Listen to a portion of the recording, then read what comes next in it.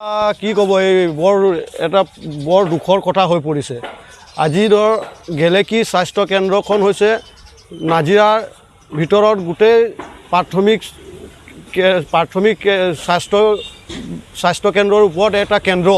আজি সেই কেন্দ্ৰটোত আজি যি জৰাজীৰ্ণ অৱস্থা দেখা পাইছোঁ যে আজি ইয়াত ৰাইজে চিকিৎসা কৰিবলৈ ডাক্তৰৰ অভাৱ, আকৌ তৎকালীন ব্যৱস্থাটো নাইকিয়া কৰিছে। তো তৎকালীন ব্যৱস্থা আজি কি হ'ল, আমাৰ গেলেকী যিখন অঞ্চল তাতে আমাৰ বহুত দুখীয়া মানুহে যদি বসবাস কৰিছে, দৰিদ্ৰ লোকসকল আছে, তেখেতলোকৰ টকা পইচা নথকাৰ বাবে আমি গেলেকী এই স্বাস্থ্য কেন্দ্ৰৰ ওপৰতে নিৰ্ভৰ কৰে। তো আজি সেই স্বাস্থ্য কেন্দ্ৰটোত আজি চিকিৎসকৰ অভাৱ পাওঁ আমি। আৰু তাৰ উপৰি আৰু দুখৰ বিষয় যে আমি এতিয়া তৎকালীন ব্যৱস্থাটো নাইকিয়া কৰিছে। তো আমি যাতে এটা অসম ছাত্ৰ সন্থাই যাতে দাবী জনাব বিচাৰে যাতে অতি শীঘ্ৰে যাতে আমাৰ এই স্বাস্থ্য কেন্দ্ৰটোত চিকিৎসকৰ যি অভাৱ সেই অভাৱ পূৰণ কৰিব আৰু লগতে তৎকালীন ব্যৱস্থাটো বাহাল ৰাখিবৰ বাবে অনুৰোধ জনাওঁ। কিয়নো আজি আমাৰ যি এই তৎকালীন ব্যৱস্থাত নহ'লে আজি আমাৰ মানুহৰ হাতত টকা পইচা নাই বা দৰিদ্ৰ লোকসকলৰ যি টকা পইচা নথকাৰ দুখত তেখেতলোকে লিগিৰি বা জয়সাগৰ নিব নোৱাৰে। তো এইটোৰ ওপৰত নিৰ্ভৰশীল হৈ আছে। এই সৰু সুৰা দুখ পালেও যদি লিগিৰি বা জয়সাগৰ নিবলগীয়া হয় তেতিয়া তাতকৈ দুখৰ বিষয় কি। আৰু এই স্বাস্থ্য কেন্দ্ৰখন 1973 চনত স্থাপিত হৈছিলে, কিন্তু তেনেকৈ তৎকালীন ব্যৱস্থাটো আমি তেতিয়ালৈকে পায়ে আছোঁ। কিন্তু কি কাৰণত যে এই তৎকালীন ব্যৱস্থাটো নাইকিয়া কৰিছে মই বুজি পোৱা নাই। আৰু আমি ৰাইজৰ মাজতো এইটো আলোচনা বিলোচনা হৈ আছে ধৰ এইটো তৎকালীন ব্যৱস্থাটো নাইকিয়া। আৰু লগতে আজি ইয়াত আমাৰ গেলেকীতে ONGC যি খনন কৰি ONGC লিখীয়া এটা ডাঙৰ ইণ্ডাষ্ট্ৰী আছে, সেই ইণ্ডাষ্ট্ৰী থকা স্বত্তে যদি তেখেতলোকে আজি ONGCৰ যিমান পলিউশ্যন, বায়ু মাটি পানী পলিউশ্যনক লৈ পেলাই বিভিন্ন অজ্ঞাত ৰোগ আমাৰ মাজত দেখা পাইছে আমাৰ ৰাইজৰ মাজত। তো সেই ONGC CSR ফাণ্ড আছে, কিন্তু আজি ONGC খনন কৰিছে গেলেকীত, মুনাফা আদায় কৰিছে গেলেকীত, কিন্তু মেডিকেল দিছে চুকাফাত। তো সেই তাতকৈ দুখৰ বিষয় আছে জানো? আমি ONGCৰ লগতে আৰু মাননীয় মুখ্যমন্ত্ৰীক অনুৰোধ জনাওঁ যাতে ONGC যি পলিউশ্যন সেই পলিউশ্যনটো ৰোধ কৰিব ব্যৱস্থা কৰক। আৰু আমাৰ যিখিনি ৰাইজৰ মাজত যি অজ্ঞাত ৰোগৰ সৃষ্টি দেখা গৈছে, ONGC বিনামূলীয়া চিকিৎসা কৰাৰ এক ব্যৱস্থা ল'ব লাগে। আৰু লগতে নৱনিৰ্বাচিত বিধায়ক মহোদয়ক অনুৰোধ জনাওঁ যে এই আমাৰ গেলেকী যি সমস্যা, চিকিৎসকৰ সমস্যা, তৎকালীন সমস্যা, এই সমস্যাখিনি অতি শীঘ্ৰে সমাধান কৰিব বুলি আমি অসম ছাত্ৰ সন্থাৰ তৰফৰ পৰা অনুৰোধ জনালোঁ। আমাৰ গেলেকী অঞ্চলৰ কাৰণে খুব এটা দুৰ্ভাগ্যজনক কথা। আৰু এই একমাত্ৰই নহয়, আমাৰ জন্মৰ এইখন মেডিকেলতে হৈছিলে। আৰু আজি ইয়াত GNMৰ অভাৱৰ ফলতে আমাৰ খৈদ হওক বা আমাৰ যিসকল আমাৰ ভৱিষ্যত প্ৰজন্ম আছে ইয়াত জন্মৰ পৰা বঞ্চিত হ'বলগীয়া হৈছে। আৰু সেইকাৰণে আমাৰ এইটো খুব লজ্জাজনক কথা। আৰু আজি যিখন আমি ফলক দেখিছোঁ, আমাৰ বন্ধুবৰ্গৰ কেইজনমানে আমাৰ গেলেকী অঞ্চললৈ তেওঁলোকে সংবাদ মাধ্যমৰ ছ'চিয়েল মিডিয়াৰ যোগেদি যিখিনি বক্তব্য বা যিখিনি তেওঁলোকে লিখিত প্ৰদান কৰিছে, তো খুব এটা সুন্দৰকৈ ব্যৱস্থাপনা কৰিছে, ভাল লাগিছে। আৰু এনেকৈ আমাৰ গেলেকী অঞ্চলৰ সমস্যাসমূহৰ ওপৰত যিসকলে এনেদৰে মাত মাতি গৈছে তেওঁলোকক আমি ধন্যবাদ জনাইছোঁ আপোনালোকৰ সন্মান মাধ্যমৰ যোগেদি। খালি এটা কথা খুব দুখে প্ৰকাশ কৰিব বিচাৰিছোঁ যে এই যি তৎকালীন ব্যৱস্থাটো আমাৰ গেলেকী অঞ্চলৰ পৰা যদি নাইকিয়া হৈ যায় তেতিয়াহ'লে আমাৰ কি অৱস্থা হ'ব, আৰু আমাতকৈ যিসকল দৰিদ্ৰ পৰিয়াল আছে তেওঁলোকৰ কি অৱস্থা হ'ব, আমাক খুব দুখ লাগিছে। সেই সন্দৰ্ভত আমি যোৱাকালি যিহেতু আমাৰ এই চিকিৎসালয়খন আমাৰ নপামবাৰী পঞ্চায়তৰ অন্তৰ্গত হৈছে, গতিকে আমি সভাপতি মহোদয়ৰ লগত যোৱাকালি আমি আলোচনাত বহিছোঁ। তেওঁ কথাখিনি আমাক জনাইছে। খুব সোনকালে হয়তো তৎকালীন ব্যৱস্থাটো পুনৰ ইয়াত প্ৰৱৰ্তন হ'ব বুলি তেওঁ আমাৰ আস্থা প্ৰদান কৰিছে। আৰু ব্যক্তিগত হিচাপে আমাৰ নৱনিৰ্বাচিত সন্মানিত আমাৰ মোৰ শ্ৰদ্ধাৰ শ্ৰীযুত ময়ূৰ বৰগোহাঁই ককাইদেউক ব্যক্তিগত হিচাপে যদি সাক্ষাৎ কৰিব পৰা নাই যদিও বিভিন্নজনৰ পৰা বা হোৱাটছআপৰ যোগেদি হয়তো তেওঁলোকৰ কথাখিনি আমি আলোচনা কৰিছোঁ। আৰু তেওঁ আমাৰ আস্থা প্ৰদান কৰিছে আৰু আমাৰ তেওঁৰ পৰা আস্থা আছে।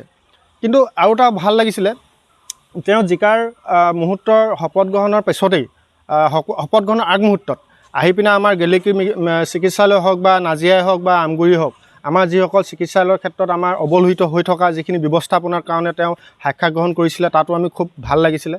আৰু আমি বিশেষ সূত্ৰে গমো পাইছোঁ আমাৰ গেলেকী চিকিৎসালয়খন যিহেতু আমাৰ নাগালেণ্ড অন্তৰ্বৰ্তী সীমান্তৱৰ্তী এলেকাৰ আৰু আমাৰ যেহেতু নৱৰত্ন কোম্পানী আমাৰ ONGC আছে গতিকে এনেকুৱা দুৰ্ভাগ্যজনক এখন চিকিৎসালয় থকাৰ কাৰণে তেওঁ দুখ প্ৰকাশ কৰিছে নৱনিৰ্বাচিত বিধায়কজনে।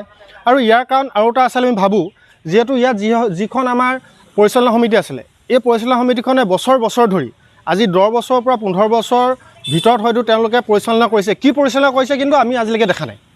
DD পাউডাৰ আহে, DD পাউডাৰ ক'লৈ যায়, মেলেৰিয়াৰ কাৰণে যিখিনি প্ৰদূষণ মানে যিখিনি দূষিত কৰা যিখিনি ব্যৱস্থা সেইখিনি কি কৰে, আৰু এই ব্যৱস্থাখিনি মানে কি হয়, আৰু এনেকুৱা হয় যে পৰিচালনা সমিতিৰ যিসকল বিষয়ববীয়া আছে, ক'ৰবাত যদি চূণ অকণমান দিবলৈ আহে সেই পৰিচালনা সমিতিৰ বিষয়ববীয়াসকলে পায়।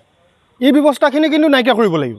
অকল আমি যে আমাৰ মেডিকেলখন উন্নতি হ'লে যে আমাৰ গোটেইখিনি সমস্যা সমাধান নহয়, কিন্তু আমাৰ পৰিচালনা সমিতিখনো যদি আমাৰ যদি পুনৰ নিৰ্মাণ নহয়, পুনৰ গঠন নহয়, বা তেওঁত গেলেকী অঞ্চলৰ শুভাকাংক্ষীসকলক যদি তাত যদি মানে আপোনাৰ বিষয়ববীয়া হিচাপে তেওঁলোকে দায়িত্ব প্ৰদান নকৰে, কিন্তু আৰু উন্নতিকৰণ কৰিলেও সমস্যাটো সমাধান নহয়।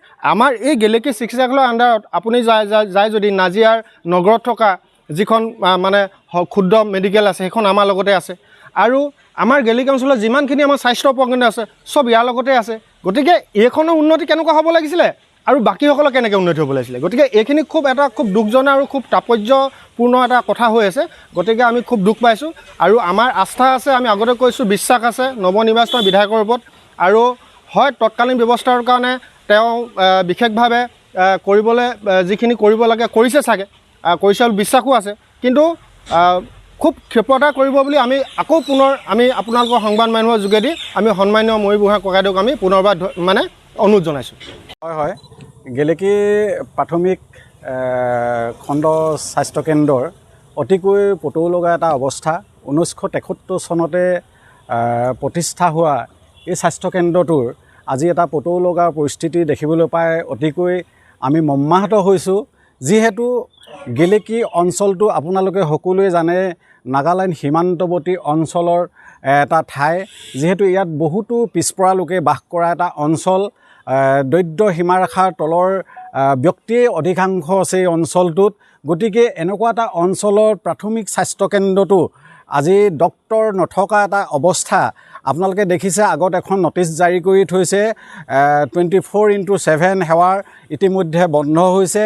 গতিকেলৈ ইয়াকে আমি অসম জাতীয়তাবাদী যুৱ ছাত্ৰ পৰিষদৰ তৰফৰ পৰা আমি বিনম্ৰতাৰে অনুৰোধ জনাব বিচাৰোঁ যে অসম চৰকাৰক বৰ্তমান নৱনিৰ্বাচিত বিধায়ক মহোদয়ে আমি ভাবোঁ যে তেখেতৰ ওপৰত আমাৰ দৃঢ় বিশ্বাস আছে, তেখেতে অতি সোনকালেই গেলেকীবাসী ৰাইজৰ কাৰণে এই স্বাস্থ্যকেন্দ্ৰটোৰ যি ডক্তৰৰ ব্যৱস্থাটো কৰিব বুলি আমি আশাবাদী। গতিকেলৈ আমি এটা কথা স্পষ্টভাৱে ক'ব বিচাৰোঁ যে গেলেকী অঞ্চলত আজি ONGCৰ দৰে এটা তৈলক্ষেত্ৰৰ কোম্পানী, মহাৰত্ন কোম্পানীয়ে আজি বছৰ ধৰি খনন আৰু উৎপাদন কৰি আহিছে, কিন্তু ONGCৰ পৰা যিখিনি উৎপাদন খনন হৈছে সেইটো ৰয়েলটি অসম চৰকাৰ তথা ভাৰত চৰকাৰে ইয়াৰ পৰা পাই আছে। গতিকেলৈ গেলেকীৰ স্বাস্থ্যকেন্দ্ৰটোৰ যদি এনেকুৱা এটা অৱস্থা হয়গৈ, গতিকেলৈ এনেকুৱা এটা মহাৰত্ন প্ৰতিষ্ঠান থকাৰ স্বত্তেও গেলেকীবাসী ৰাইজ আজি দুৰ্ভোগত ভুগিবলগীয়া হৈছে। এইটো এটা মেইন পথ, যিটো আমাৰ স্বাস্থ্যকেন্দ্ৰৰ সন্মুখেদি যোৱা পথটো আমাৰ গেলেকী চাৰিআলিৰ পৰা ইয়াত আমাৰ গেলেকী এখন হাইস্কুল আছে, গেলেকী গাৰ্লছ আছে, এইফালে পাৱাৰ হাউচ আছে, এইফালে গেলেকী আমাৰ কি বুলি কয় আৰক্ষী থানা আছে।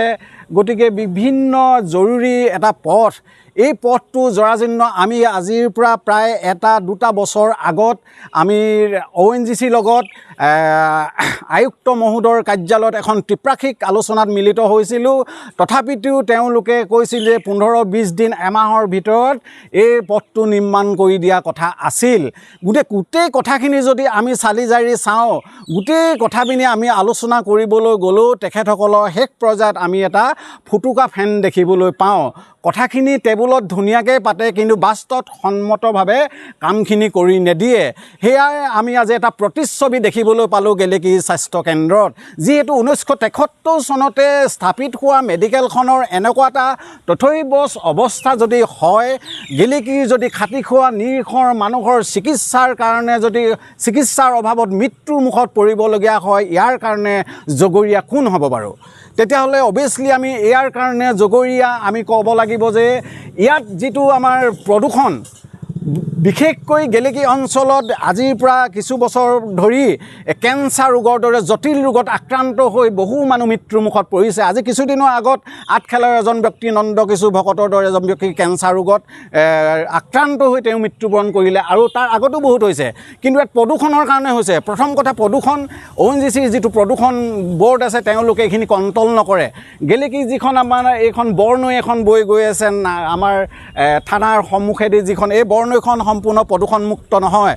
তাৰ যিটো জল আছে সেইটো প্ৰদূষণমুক্ত নহয় এতিয়া, কিন্তু ONGCয়ে বহুত প্ৰদূষণ কৰি